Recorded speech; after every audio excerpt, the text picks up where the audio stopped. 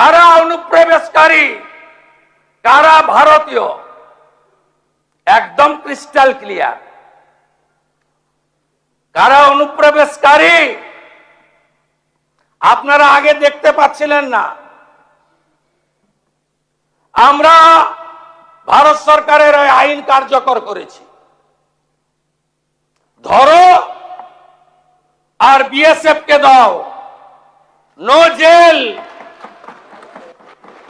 আমাদের টাকাতে অন্নপূর্ণা যোজনা হবে, প্রধানমন্ত্রী সূর্য ঘর হবে, বার্ধক্য ভাতা বিধবা ভাতা বাড়বে, বেকার যুবক যুবতী চাকরি পাবে, ভাঙা স্কুলটাকে সোজা করব, পানীয় জলের আরো ব্যবস্থা করব।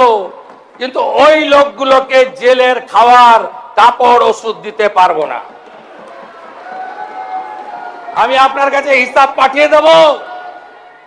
কোন ভারতীয়র দুশ্চিন্তা নেই,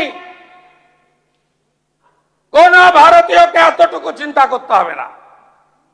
তিনি যে ধর্মের হন, যে সম্প্রদায়ের হন, যে দলেরই হন, সিএ এর আওতায় যারা আসেননি, বাকি যারা ঢুকে পড়েছেন, এখনো অবধি আমি 10,000 বের করেছি।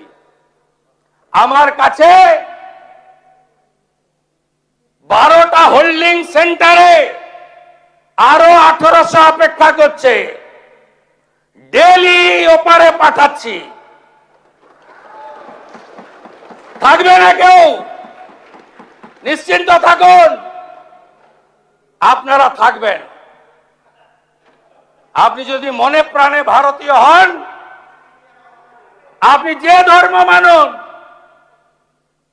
যে দল করুন, আপনার কিচ্ছু হবে না। কিন্তু ভোট ব্যাংকের জন্য আমরা এই জিনিস বরদাস্ত করব না। আপনাদের কাছে আমি প্রশ্ন করতে চাই, কেন বিএসএফ কে জমি দেননি? কেন জমি দেননি আপনি? কোথায় কোথায় বিএসএফ কে এইখান থেকে দাঁড়িয়ে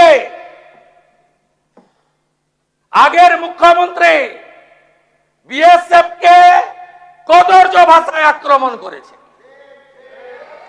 এখানে প্রস্তাব এনেছে বিএসএফ এর বিরুদ্ধে। জমি দিয়ে তারপরে নিন্দা করতে পারতেন। শুনে রাখুন, এখন অবধি 142.79 একর জমি দিয়েছি।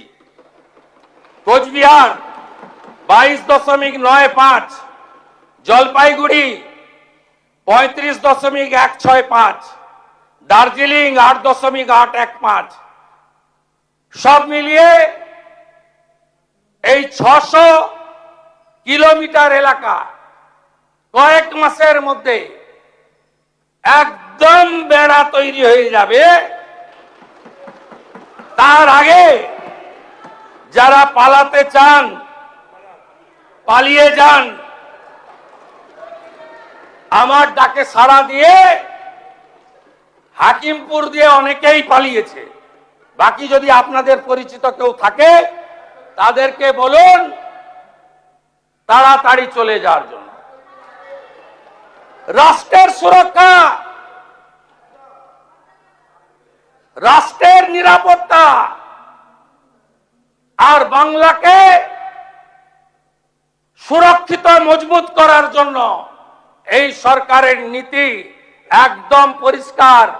এই বিষয়ে আঙ্গুল তুললেই জসমিন দেশে যদাচার।